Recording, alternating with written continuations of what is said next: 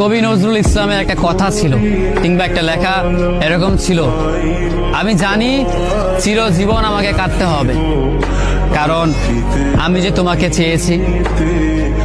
আসলেই আমি যে তাকে চেয়েছি এই জন্য আমাকে সারা জীবন কাটতে হবে, কারণ আমি তাকে কোনোদিন পাবো না, আর পাইনি বলেই আমার কান্না করতে হয়। তাকে আমি প্রচন্ড ভালোবাসি বলেই আমার কান্নাটা আসে, তাকে আমি আমার করে পাইনি বলেই আমার কষ্টটা হয়। কবি নজরুল ইসলামের লেখাটা খুব দারুণ ছিল। আসলেই তাকে পাইনি বলে আমাকে সারা জীবন কান্না করতে হবে।